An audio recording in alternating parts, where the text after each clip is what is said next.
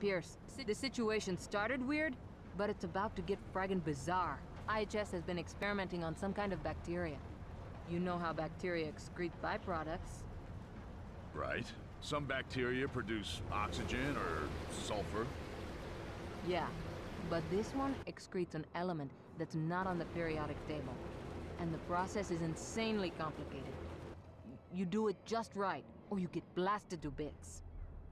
That's why they created Ichthys. They needed an AI. Exactly.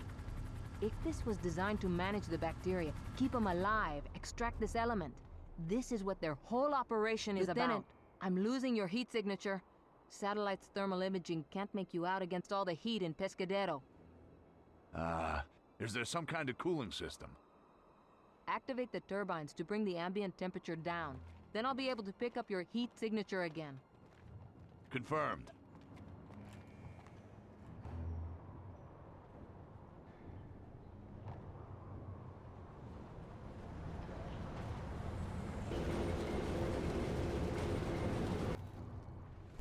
Okay, so Ichthys was created to manage this new strange bacteria, which excretes a new element. The question is, why was it necessary to make Ichthys have such a special personality? I mean, surely giving Ichthys emotions was not at all necessary for what it needed to do. So why create that unknown factor? Why put unknown variables in such a delicate and potentially hazardous situation?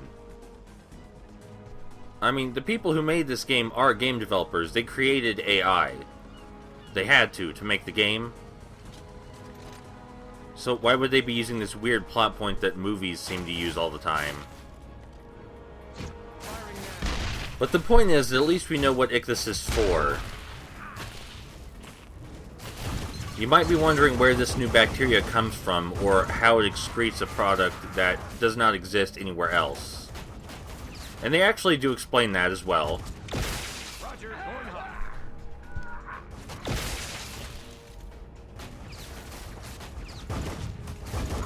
Most things from this point onward in the story have an explanation. Some of the dialogue is still pretty bad, but at least they don't leave you hanging on things that don't make any sense.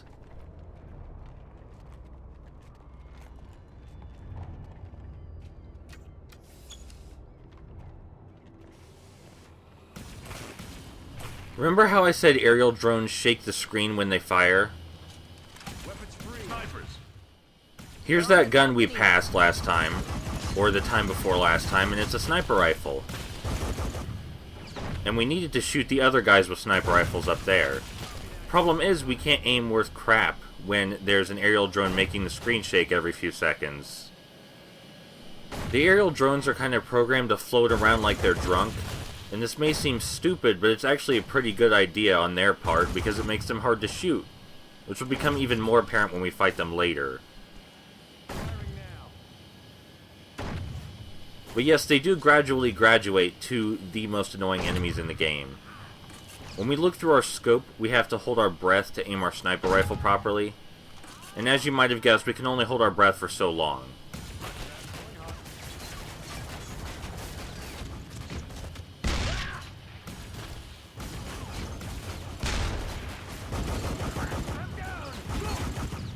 Have you noticed a lot of the information we seem to get just comes from Velasco looking things up on the webwork, which is this game's term for the internet. So Velasco just keeps finding all these things on the internet, and that's how the plot progresses, which is really weird. The plot doesn't progress sometimes because we actually find things out. It progresses because Velasco finds things out for us. They never really specify where she finds this stuff out on the internet. It's just she finds out what's going on off screen, and then relays that information to us. I hope you appreciate that ultra smooth edit I did there. This is one of the hardest areas yet. It's a lot easier with the sniper rifle, because you can pick off enemies a whole lot quicker. Roger. Unfortunately, the sniper rifle is secondary in usefulness to the railgun. The railgun is like the sniper rifle, but it takes much less time to use.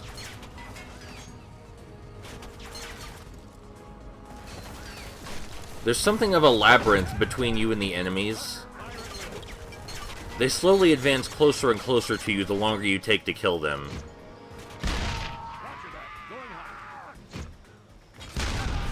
Then there's this asshole, this stealth operative, and we need to hop over here to take him out.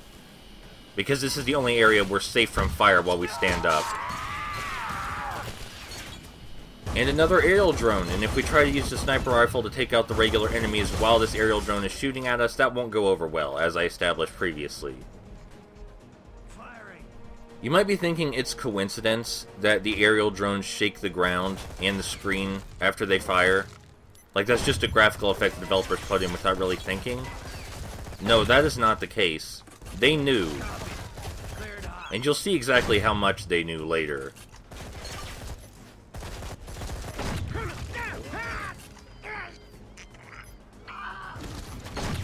A neat feature of the sniper rifle is when you're on an enemy, it beeps. So you know when to fire, in case your eyes don't work or something. This is definitely one of the more interesting battles, and I actually quite enjoy it. The environment is laid out much differently than anywhere else in the game. Like the little miniature maze that the enemies have to get through to get to you. How they slowly get closer and closer, and the good variety in enemies as well.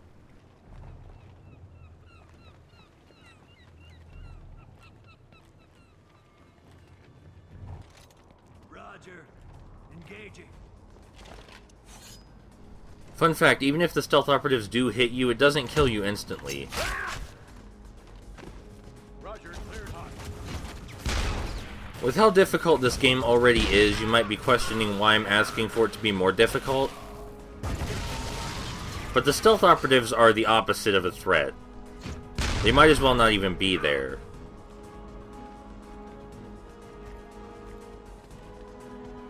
The music in this level is my favorite music.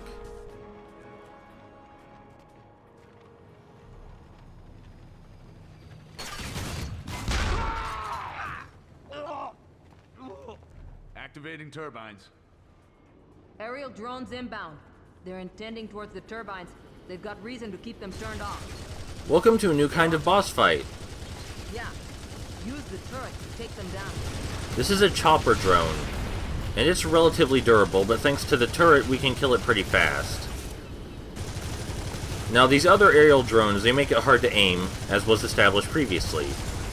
We can kill them, but we don't really need to, because there's not enough of them to do any real damage to us.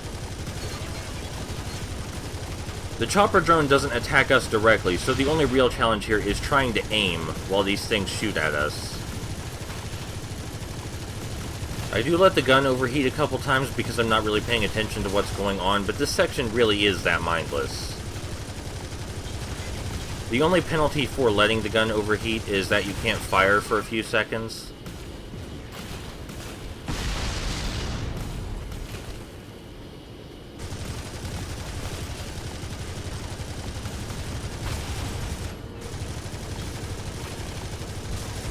We can't shoot these larger choppers. It'd be neat if that was an interactive part of the environment, but our bullets just don't do anything to them. Again, this is an indie game though, so...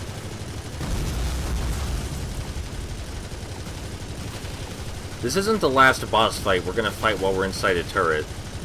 You might be surprised how many boss fights we fight while we're inside a turret. And this close to the end of the game, too.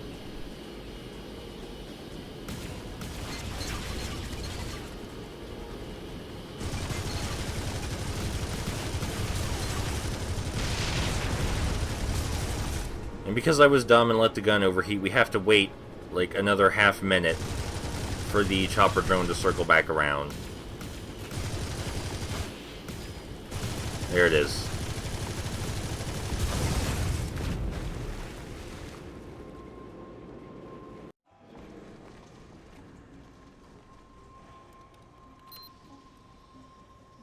Pierce, multiple tangos in this area. Tangos are the seeds of peace. If you want it to grow, you gotta put them in the ground. Watch out for that ichthys. I always wondered what it would be like if someone made an AI that was as smart as a person. Whatever the case, this AI hates you, man.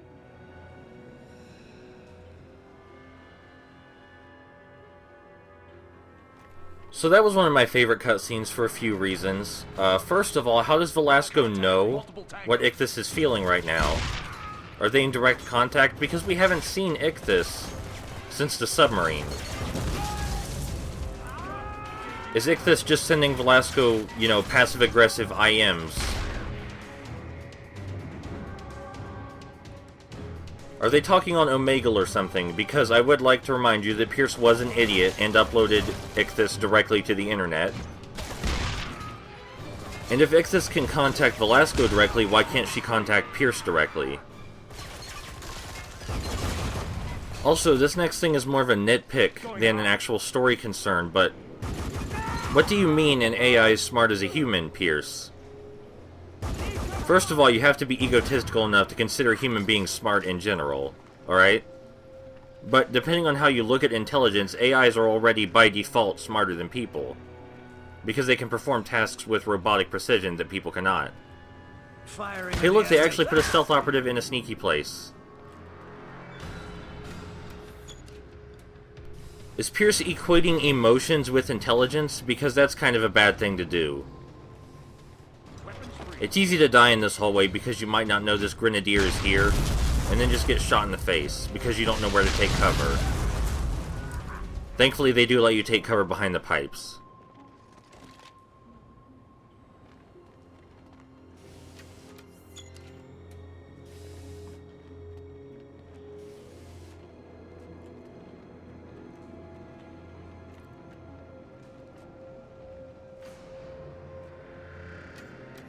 Pierce would be an interesting person to talk to.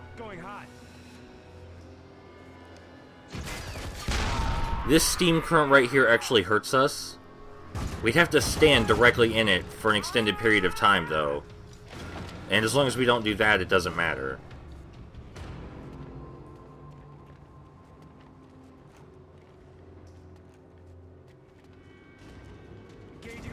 So there's not an abundance of places to take cover here, which is why they gave you this rocket launcher. So you can take out all the enemies relatively quickly, what few of them there are.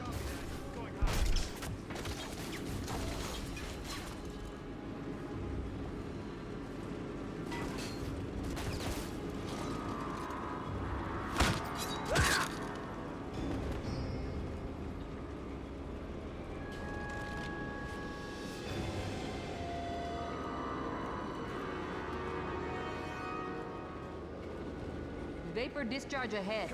Not enough to burn. Jets of steam in the next area. Even in your suit, you'll burn standing still.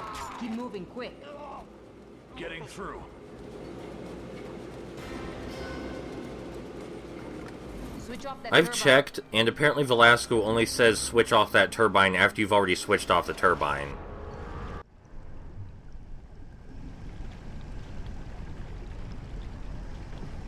Contact kamikaze mines. Something really important is that although you might not think it based on the way this level is laid out, there are a whole ton of enemies up and to our left that we need to grapple and take underwater before we get to the surface. It can be kind of hard to see them at first, but they're there.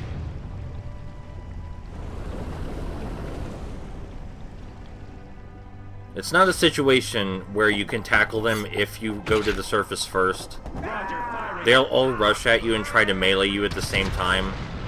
And when they can't melee you, they'll instead shoot you in the face. So it's a recipe for instant death. I'm so sorry about your corpse. That was gross for me too, and I hope we never have to do that again. Look, a new weapon! And it's a Gatling gun. And it's powerful. But it's, well, they don't give us anything to shoot with it for a long time. So we're just going to be swimming underwater with this huge weapon for the next few minutes with nothing to point it at.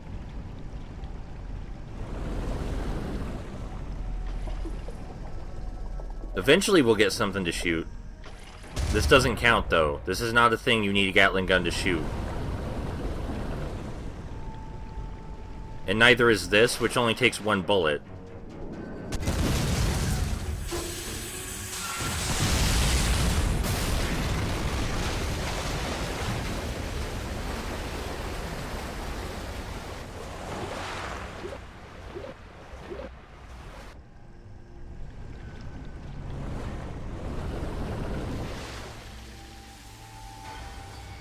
Here's something, but it's just a single enemy.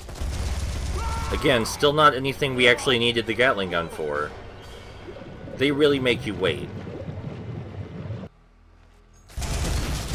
Those explosive barrels don't do anything. So the secondary fire of the Gatling gun fires more bullets much faster. It's much less accurate that way, though. However, the only useful fire of the Gatling gun is the secondary fire. When you want to kill enemies quickly, that's what you use, and that's the entire point of having a Gatling gun, is to kill enemies quickly. Do you like giant mechanical crabs? Do you? So you can see here how useful the secondary fire is when we kill these ghoul scouts in a matter of seconds. But yes, this is why they gave you the Gatling gun, to shoot the giant mechanical crab with. Unfortunately, it doesn't work too well. The Gatling gun has a startup time, which means you can't just pop out of cover and use it instantly like you can with other weapons, which is usually what you need to do while you fight this boss. I mean, you can still use it if you're absolutely determined to, but it's not the most convenient way to kill this thing. This also is not the last time we're going to be seeing this boss. Every time we see it from here on out, it gets more and more boring. They've given up on giving these guys gimmicks, so from here on out you just shoot them a whole lot. And I'm going to do something I don't normally do, and we're going to skip to the end of this boss fight, because oh my god.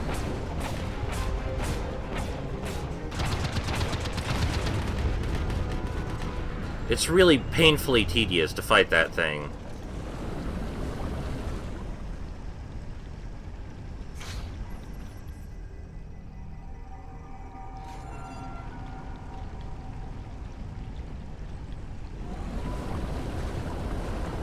Lieutenant, come in. Hang on! LT, I know you're in a confined space. Talk to me. Just feels like I can't get the air in my lungs. Keep it together. Deep, slow breaths. Eyes closed. Come on, pendejo. Talk to me. Okay. I'm moving forward. One step at a time. What happened to you, Pierce? I'm moving. Let's drop it. Chemical lab should be on the other side of this basement area. How does Velasco know the layout of this place when we were checking to see if there was a chemical lab here in the first place? Does she get all of this information off the internet too? So Velasco seems pretty consistently concerned with Pierce's claustrophobia and keeps asking him to open up about it. But if he does open up about it, it can have negative effects. Now, it could have the intended effect, and it could make him feel better because he was open about his feelings. But sometimes a phobia is more irrational than that. And opening up about it can make it worse, because it brings back trauma. Contact! Crab drones! Here's the railgun. Unfortunately, we're only going to get it very briefly. 2 shots from the railgun kills a walker. Kind of a high price to pay. 2 railgun ammo is... it's very steep to kill 1 walker. Right here we're going to use the alternate fire of the submachine gun, which fires in short bursts, but stronger bursts. Only takes 4 bursts from the alternate fire to kill a walker. I'm not sure whether this is actually faster than the primary fire, though. I just wanted to show off the gun's alternate fire while we could.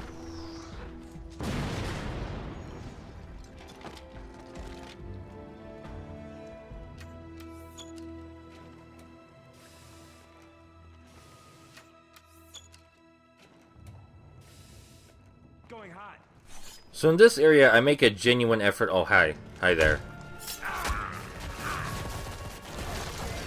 So in this area, I make a genuine effort to use the grenades to take out an enemy.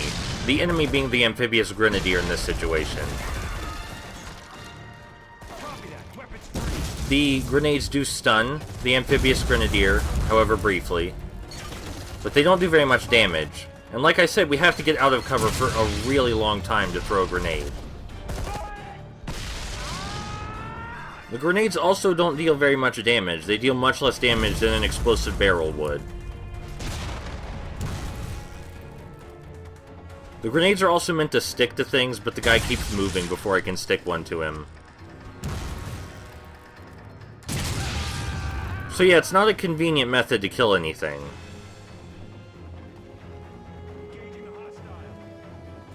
There's really no reason I can think of to ever use the grenades. Even when you only have pistol ammo left, it's much better to use the pistol ammo than a grenade.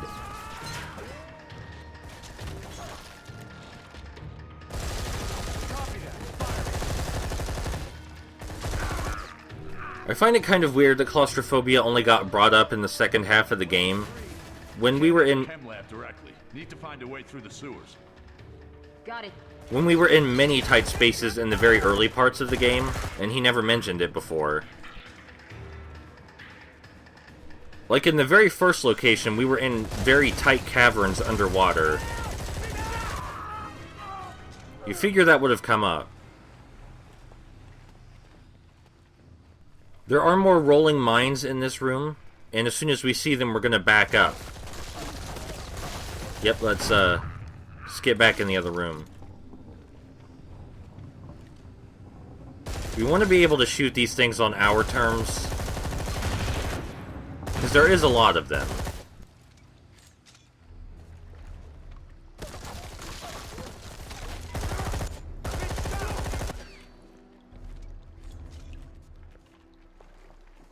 Engaging hostile.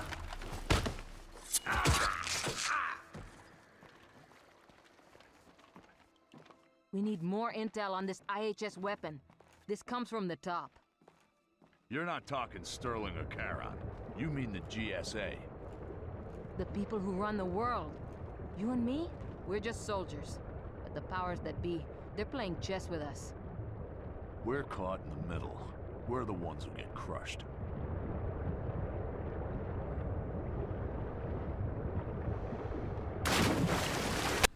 Welcome to a minigame.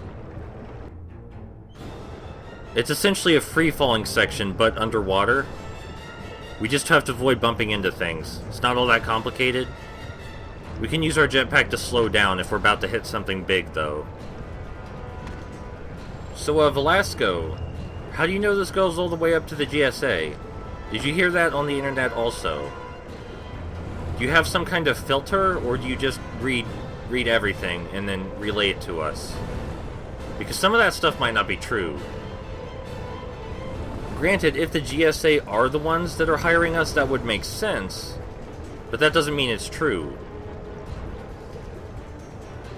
I'm really questioning how Velasco's getting all this information. And no, she's not the villain. That's not where they're going with this, in case you thought of that. She's not secretly the bad guy. They just couldn't figure out how to get new information to the player, so they just kind of pulled it out of nowhere. The orchestral music and the free-falling reminds me of Spider-Man Edge of Time, which is a much better game, and every time I play this section, I would rather be playing that.